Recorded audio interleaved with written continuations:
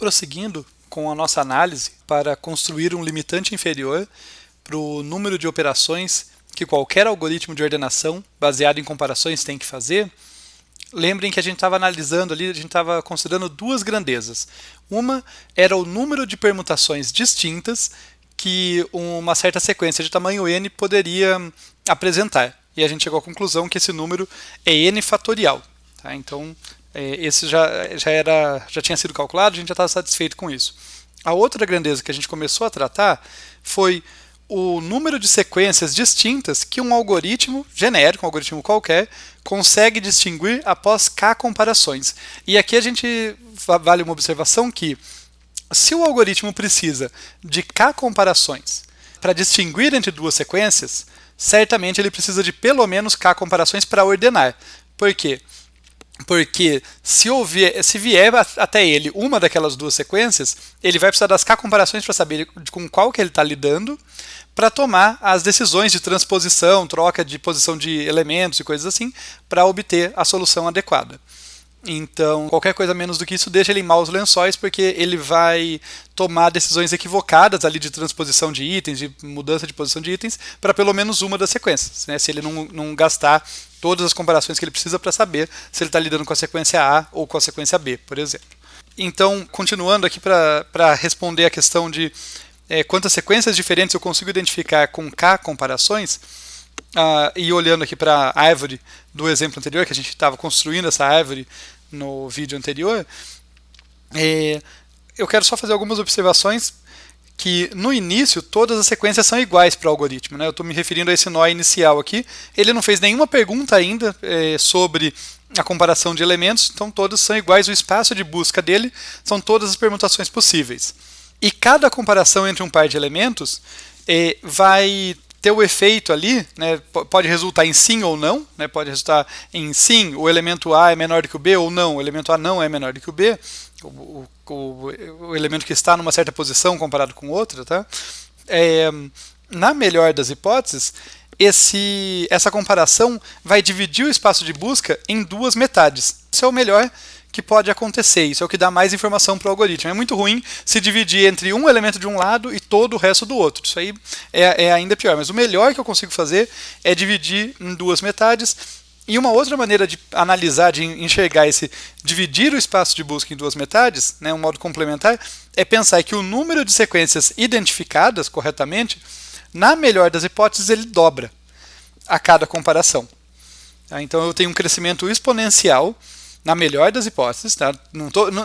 Nada aqui está impedindo que algoritmos ruins e ineficientes existam. Só dizendo assim, o melhor algoritmo que ele pode fazer é perguntas muito inteligentes, comparações muito relevantes entre itens, cuja resposta vai dividir o espaço de busca deles ali para saber com qual permutação ele está lidando, vai, na melhor das hipóteses, dividir ao meio, o número de sequências identificadas corretamente a cada comparação vai dobrar, e desse modo, após k comparações, a gente vai identificar no máximo, tá? A gente não consegue fazer melhor do que identificar 2 elevado a k sequências diferentes. Então essa é a resposta para a segunda grandeza. Né? A primeira grandeza, quantas permutações de tamanho n diferentes existem? N fatorial.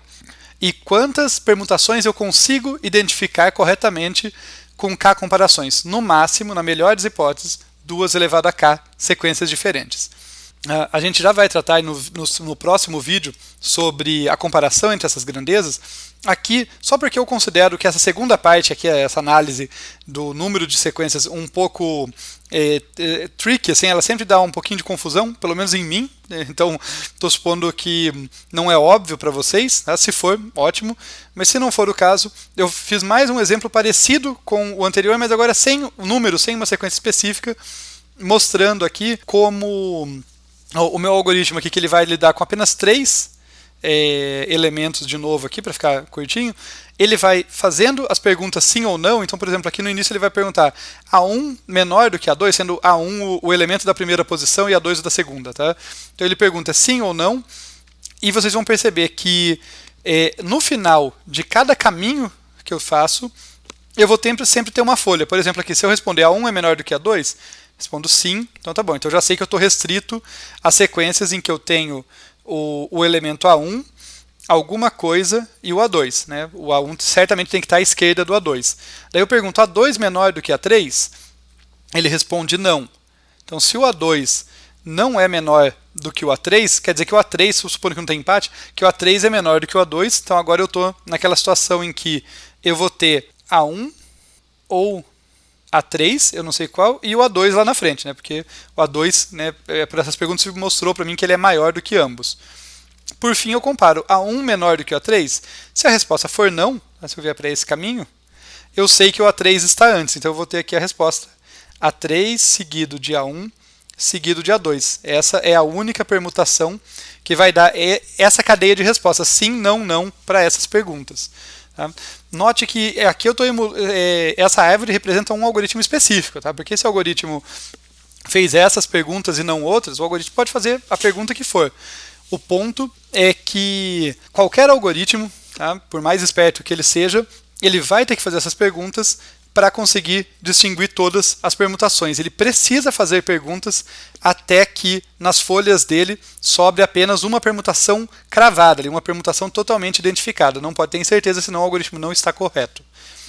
E no caso, a altura dessa árvore, tá, que é justamente o caminho mais longo ali da folha, da raiz até uma folha, até a folha mais distante, corresponde justamente ao número de comparações que eu precisei para identificar digamos, a permutação mais complicada, né? A permutação mais simples. Tem outras que são mais fáceis, aqui eu só precisei de duas.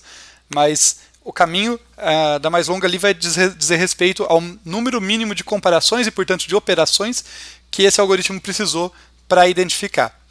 Tá? Ele é o nosso K. Então, espero que tenha ficado razoavelmente claro essa parte da argumentação aqui, dessa grandeza aí do número de permutações que K comparações conseguem discernir.